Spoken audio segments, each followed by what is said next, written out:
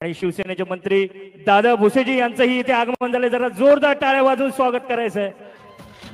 सार्वजनिक बांधकाम मंत्री दादा भुसे, शिवसेनेचं एक अतिशय आदरणीय नाव, आणि दादा भुसे यांचा या कुर्ला फेस्टिवल 2024 मध्ये साहेबांचं मनापासून सहर्ष स्वागत आणि हा सन्मान शिवसेना प्रतोद कार्यसम्राट आमदार विभाग प्रमुख सन्मान श्री मंगेशजी कुडाळकर यांच्या हस्ते। आणि मी विनंती करतो सन्माननीय श्री मुख्यमंत्री साहेबांना की आपण आपलं मनोगत व्यक्त करावं।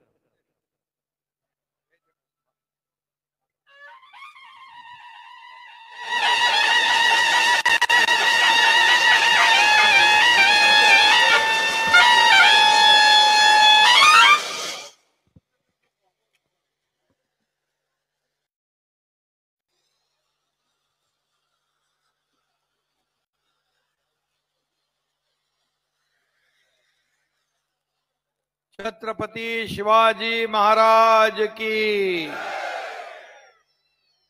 जय भवानी, जय श्री राम। कुर्ला फेस्टिवल दरवर्षीप्रमाणे याही वर्षी मोठ्या उत्साहात, दिमाखात, जल्लोषात साजरा होतो आहे। आणि या कार्यक्रमाला उपस्थित महाराष्ट्राचे उद्योग मंत्री उदय सामंतजी, MSRDC चे मंत्री दादा भुसेजी, उपनेते अजय यशवंत जाधव आणि या कार्यक्रमाचे आयोजक तुमचे लोकप्रिय आमदार मंगेश कुडाळकर आणि सर्व सन्माननीय पदाधिकारी ज्यांनी आता प्रवेश घेतला ते सर्व पदाधिकारी, त्यांचं शिवसेनेमध्ये मी मनापासून स्वागत करतो, त्यांचं देखील अभिनंदन करतो। गेले अनेक वर्ष, किती वर्ष झाले मंगेश याला? हा गेल्या वर्षी पण आलो होतो ना आपण। आणि हा कुर्ला फेस्टिवल एकदम जोरदार असतो आणि भरपूर दिवस असतो।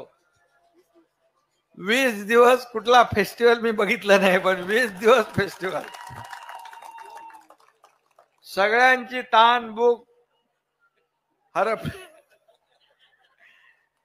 माणसांना सगळा आनंद लुटता आला पाहिजे यासाठी एकदम घाऊक मोठा फेस्टिवल ठेवणारा मंगेश कुडाळकर तुमचा आमदार, याचं मी अभिनंदन करतो।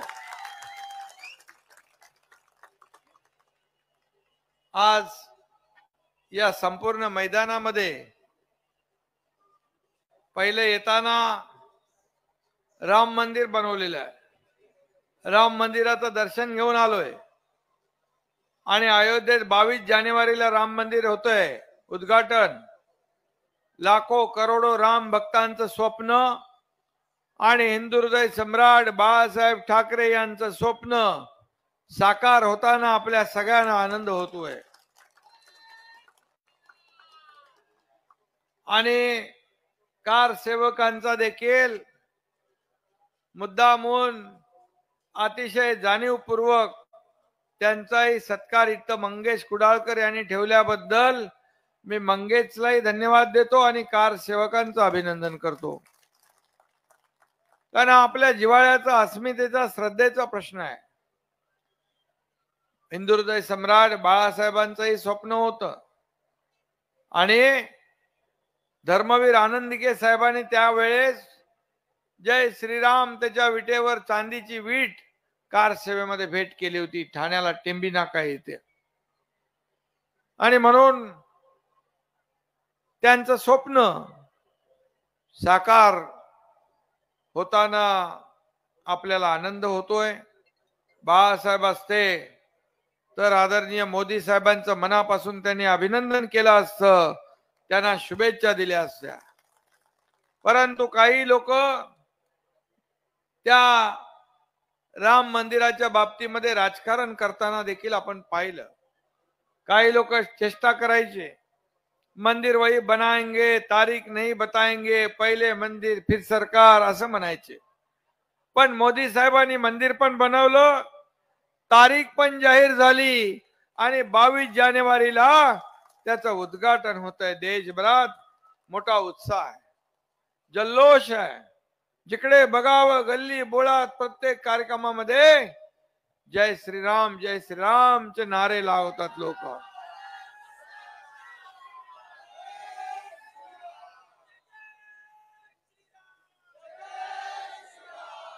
आणि काही लोकांनी राम मंदिराचं राजकारण करताना राम मंदिराच्या उद्घाटनावर बहिष्कार टाकला. आणि त्यांना साथ देणारे कोण? हिंदुत्वाचं नाव घेणारे, हिंदुत्व आम्ही सोडलं नाही असं म्हणणारे, त्यांच्या मांडीला मांडी लावून बसणारे, त्यांना डोक्यावर घेणारे, हेही आपल्या महाराष्ट्रामधून आपण पाहिलं. आणि महाराष्ट्राचं दुर्दैव आहे खरं म्हणजे, एवढा मोठा उल्हास उत्साह या देशात दिवाळी साजरी करतायत सगळे लोक, हिंदू मुस्लिम शीख ईसाई सगळे लोक आज हा उत्सव साजरा करताना आपण पाहतोय. परंतु काही कपाळ करंटे लोकांनी त्याचं राजकारण करताय. आणि म्हणून मी हे सांगतो, जो प्रभु राम का नहीं वो किसी काम का नहीं. बरोबर है ना? जो राम का नहीं वो कुछ काम का नहीं. उसको कहाँ भेजना चाहिए? घर पे तो बैठे ही है, हमेशा के लिए बिठा दो.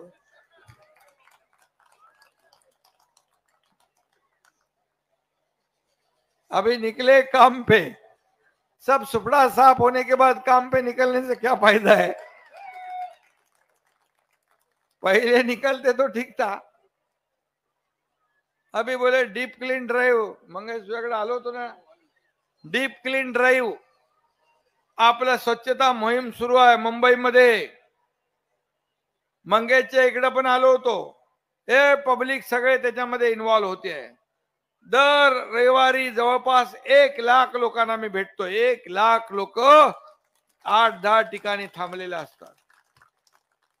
डीप क्लीन ड्राइव्ह म्हणजे मुंबईची अतिशय चांगल्या पद्धतीने स्वच्छता, पार झाडून काढायचं, त्याच्यातली माती स्क्रब हे करायची, काढून टाकायची, आणि त्यानंतर पाण्याने रस्ते स्वच्छ धुवायचे, फुटपाथ स्वच्छ धुवायचे. आता 500 टँकर महापालिकेने घेतलेत. मी सांगितले पुरणार नाही, 1000 टँकर घ्या.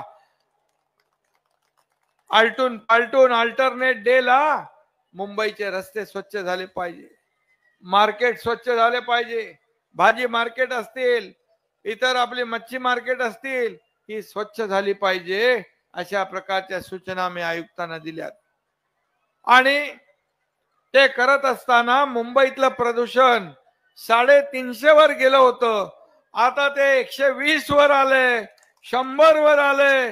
हा बदल झालेला आहे, हा परिणाम झालेला आहे. आणि परवाच्या दिवशी आदरणीय राष्ट्रपती महोदयांच्या शुभ हस्ते या महाराष्ट्राला स्वच्छतेमध्ये देशात नंबर 1 चं पारितोषिक मिळालंय. स्वच्छ भारत अभियान आदरणीय मोदी साहेबांनी सुरू केलं होतं. तेव्हा देखील काही लोक टिंगल चेष्टा करत होते, परंतु आज आपण पाहतोय की त्या स्वच्छता भारत अभियानचं किती महत्व आहे. आज म्हणून आपण मुंबईमध्ये आरोग्याची काळजी घेतली. बाळासाहेब ठाकरे आपला दवाखाना तुमच्याकडे आहे ना, 5. आज देखील मी त्या वैभव भराडकरच्या इथे बाळासाहेब ठाकरे आपला दवाखान्याचं उद्घाटन केलं. काय नाही, बांधकाम नाही, पक्का डॉक्टर, पक्का दवाखाना नाही, 3 कंटेनर लावले, 3 एअर कंडिशन कंटेनर. तिथं तपासणी होते, तिथे औषध गोळ्या मिळतात, तिथे MBBS डॉक्टर बसतो, स्टाफ बसतो, मोफत, सगळं मोफत. मी त्या डॉक्टरांना विचारलं की कसले औषध देता? बोले ताप आला, थंडी आली, व्हायरल झाला, आपण इंजेक्शन गोळ्या देतो. मी त्यांना बोललो पोटदुखी झाल्यावर देतं की नाही काय? बोल्या त्याचंही आम्ही देतो पोटदुखीचं इंजेक्शन, ते थोडं मोठं असतं. कारण आपण जी कामं करतोय सरकार आणि तुमचा आमदार जे काम करतोय, सगळ्या राज्यामध्ये आपलं काम चालू आहे, मुंबईमध्ये काम चालू आहे. त्यामुळे अनेक लोकांना पोटदुखी सुरू झालेली आहे आणि त्यांच्यासाठी देखील मोफत ट्रीटमेंट आपण बाळासाहेब ठाकरे आपल्या दवाखान्यामध्ये ठेवलेला आहे. त्याची गरज आहे आणि म्हणून राजकारण किती करायचं हे ठरवायला पाहिजे. आणि म्हणून तुम्हाला मी सांगतो, मुंबईचं सुशोभीकरणाचं काम आपण सुरू केलं. आज त्याचं उद्घाटन इथं केलं. रस्त्याने जाताना आम्ही पाहतो मंगेश कुडाळकर यांनी जे सुशोभीकरणाचं काम केलेलं आहे, अतिशय उत्तम काम आहे. या मतदारसंघामध्ये लोकांना जे पाहिजे ते देण्याचं काम केलंय आणि म्हणून या मूलभूत सोयी सुविधा ज्या आहेत, पाणी, रस्ते, दिवाबत्ती, गार्डन, हे सगळं लोकांची ही काळाची गरज आहे. आणि म्हणून मी मंगेश कुडाळकर यांचं मनापासून अभिनंदन करीन, त्यांना शुभेच्छा देईन की अतिशय कमी बोलून जास्तीचं काम या मतदारसंघामध्ये त्यांनी केलेलं आहे. आणि म्हणून एक आदर्श आमदार कसा असतो ते मंगेश कुडाळकरच्या माध्यमातून आपण पाहिलेलं आहे. आणि ज्या वेळेस 1.5 वर्षापूर्वी जेव्हा आम्ही एक धाडसी निर्णय घेतला, बाळासाहेबांच्या विचारांची भूमिका घेतली आणि या महाराष्ट्रातल्या सर्वसामान्य माणसांच्या मनातलं स्वप्न पूर्ण करण्याचा प्रयत्न जेव्हा केला आणि युती धर्म पाळण्याचं काम आम्ही केलं, त्यावेळेस तुमचा मंगेश कुडाळकर हा सुरुवातीपासून माझ्या खांद्याला खांदा लावून उभा होता.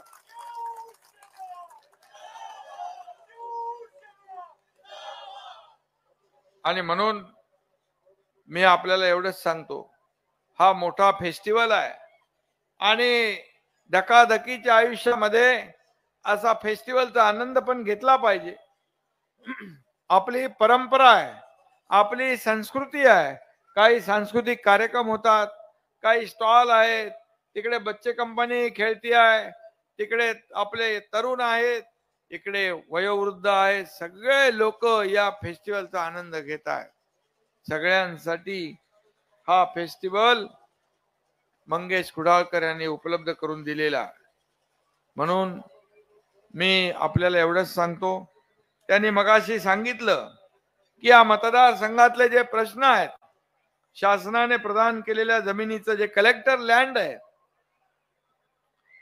ते फ्री होल्ड करण्यासाठी जी 10 ते 15% शुल्क आकारतो आपण, त्यामुळे हाऊसिंग सोसायटीना परवडत नाही. 10-15% ते 5% आणण्याचा त्यांनी विनंती केलेली आहे. आणि आम्ही सरकार कुणाचं आहे? सर्वसामान्यांचं सरकार आहे.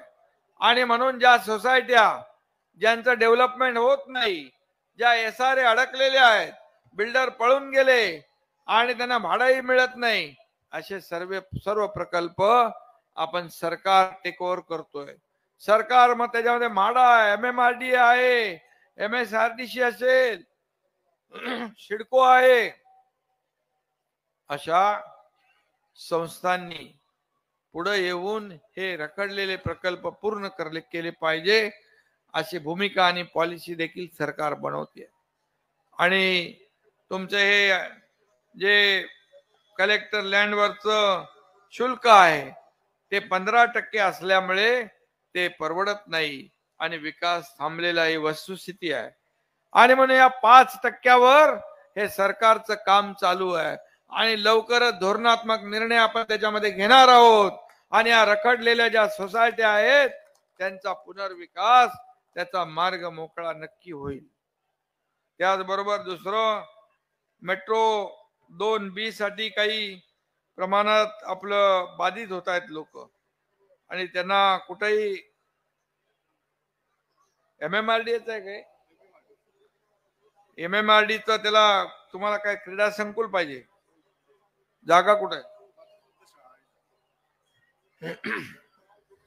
जागा असेल तर क्रीडा संकुल तुम्हाला दिलं. MMRDAच्या आयुक्तांना मी सांगतो की तात्काळ त्याचा DPR तयार करा. मंगेश तुम्ही जाऊन त्यांना भेटून घ्या.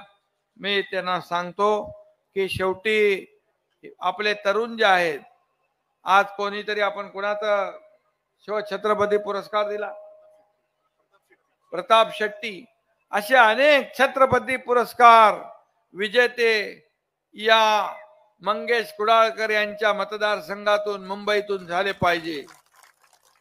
पण त्यांना जागा पाहिजे, प्लॅटफॉर्म पाहिजे, सगळ्या सुविधा पाहिजेत आणि ते द्यायचे असतील तर आपल्याला या स्पर्धात्मक युगामध्ये अशा प्रकारची क्रीडा संकुल अत्याधुनिक त्याची आवश्यकता आहे. आणि म्हणून आपल्याला या ठिकाणी MMRDAच्या माध्यमातून ते देण्याचा निर्णय आपण घेऊ आणि संपूर्ण जे होतकरू तरुण आहेत त्यांना एक त्यांच्या टॅलेंट आहे, त्यांच्या कलागुणांना वाव देण्याचं काम आपण नक्की करू. शेवटी आपल्या सगळ्यांचं हे सरकार आहे.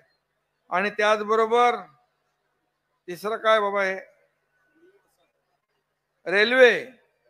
रेल्वे नोटिसा देतात ना,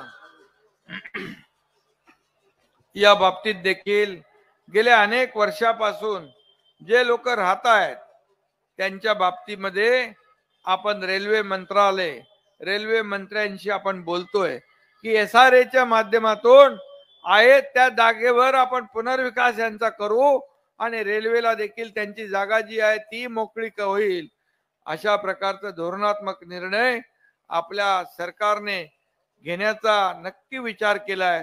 रेल्वेशी बोलून यामधून आपण मार्ग काढू. आपल्याला कुणाला बेघर या ठिकाणी होऊ दिलं जाणार नाही, हा देखील या ठिकाणी मी आपल्याला सांगू इच्छितो. आणि म्हणून केंद्र सरकारची रेल्वे आहे, परंतु हे लोक राहणारे आपले आहेत आणि ते अनेक वर्षापासून राहत आहेत. आणि ते किती वर्ष राहतात? 50-60 वर्षापासून राहत आहेत. त्यामुळे कायद्याने ते संरक्षित आहेत. आणि म्हणूनच आपण यामधून एक चांगला मार्ग, मध्य मार्ग काढण्याचा प्रयत्न करूया. आणि आपल्या डोक्यावरची टांगती तलवार ही कायमची हटली पाहिजे, अशा प्रकारचा पूर्ण प्रयत्न या ठिकाणी आपल्या सरकारच्या माध्यमातून होईल. आणि म्हणून मला वाटतं आणखी काय, निधी तर भरपूर भेटलेला. निधी किती भेटलाय? बऱ्यापैकी निधी आहे म्हणाला. मागच्या 2.5 वर्षात काही भेटत नव्हता. मागच्या 2.5 वर्षामध्ये निधी नव्हता. निधी होता पण दिला पाहिजे ना. देण्याची तेवढ्या पुरतं मर्यादित राहून चालत नाही. ते कुटुंब देखील सांभाळलं नाही. कुटुंबातले माणसं पण गेले सोडून बाहेर. हे कुटुंब आपलं हे मोठं कुटुंब आहे. हे सगळे जे बसलेत ते आपले कुटुंब आहे. अख्खा महाराष्ट्र आपलं कुटुंब आहे. बाळासाहेब सांगायचे सर्व शिवसैनिक आहेत म्हणून मी शिवसेना प्रमुख आहे. आता सांगतात मी आहे म्हणून तुम्ही आहात. असं उलट काम चालतं का? हे व्यासपीठावर बसलेले सर्वजण जीवाचं रान करून आपण पक्ष वाढवला, संघटना वाढवली. आणि म्हणून आज या महाराष्ट्रामध्ये जे काय विकासाची कामं सुरू आहेत, आज बाळासाहेबांच्या विचारांना आपण पुढे घेऊन जातोय. त्यांचं स्वप्न साकार आपण करतोय. आणि म्हणूनच अहंकार बाजूला ठेवून राज्याचं हित कशामध्ये आहे हे राज्यकर्त्याने पाहिलं पाहिजे. मी भला आणि आपल्या पुरतं वैयक्तिक चालत नाही. आणि म्हणून शासन आपल्या दारी हा कार्यक्रम आम्ही चालू केला. मी माझ्या घरी, तुम्ही तुमच्या घरी, असं आमचं सरकार नाहीये. आम्ही तुमच्या दारी येऊन तुम्हाला ज्या योजना देण्याचं काम करतोय त्यामुळे 2,20,00,000 लोकांना त्याचा लाभ मिळालाय. परवाच्या दिवशी महिला सक्षमीकरणासाठी त्या कार्यक्रमामध्ये 92,000 महिला होत्या मोदी साहेबांच्या कार्यक्रमामध्ये. आणि म्हणून महिला बचत गट, महिलांचं सक्षमीकरण, महिलांना स्वतःच्या पायावर उभं राहण्याचं, त्यांना ताकद देण्याचं काम आपण करतोय. महिलांना एसटी मध्ये 50% सवलत आपण दिलेली आहे. त्यामुळे मोठ्या प्रमाणावर बदल होतोय. आपण शेतकऱ्यांना योजना दिलेल्या आहेत, आपण कष्टकऱ्यांना आपण योजना दिल्या, त्यांच्याबद्दल निर्णय घेतलेत. आणि म्हणून हे सरकार सर्वसामान्यांचं सरकार आहे. आणि म्हणून आपण काही केलं तरी त्याच्यावर टीका करतात. काय आता डीप क्लीन वर त्याच्यावरही टीका. डीप क्लीन एवढा जोरात चाललाय की त्यांना आता भीती वाटते पुढे येणाऱ्या काळात संपूर्ण क्लीन स्वीप होऊन जातील. आणि त्यामुळे डीप क्लीनची बादास्ती घेतलेली आहे त्यांनी. आणि म्हणून मी आपल्याला सगळ्यांना शुभेच्छा देतो. जाऊ द्या, त्यांना आरोप करू द्या. हा एकनाथ शिंदे त्यांना कामातून उत्तर देईल, कामातून उत्तर देईल. आणि म्हणून आज जिकडे जाओ तिकडे आज आपल्या सोबत या महाराष्ट्रातली, मुंबईतली जनता आज काय येते तर काम करणाऱ्या माणसाच्या मागे जनता उभी राहते. कारण लोकांना काम पाहिजे, लोकांना विकास पाहिजे. विकास विरोधी लोकांना जनता थारा देत नाही. हा आजवरचा इतिहास आहे. आणि म्हणून जेवढा काय या राज्याचा सर्वांगीण विकास आपल्याला करता येईल तेवढा आपल्या सगळ्यांच्या सदिच्छा शुभेच्छांनी आपण केल्याशिवाय राहणार नाही. हा विश्वास आपल्याला या ठिकाणी देऊ इच्छितो. पुन्हा एकदा तुम्हाला मनापासून शुभेच्छा. तुमच्या आमदाराचं मनापासून अभिनंदन. धन्यवाद. जय हिंद, जय महाराष्ट्र, जय श्रीराम. धन्यवाद साहेब. तुमच्या शब्दांनी खरोखरीच आम्ही आश्वस्त झालो आणि म्हणूनच 2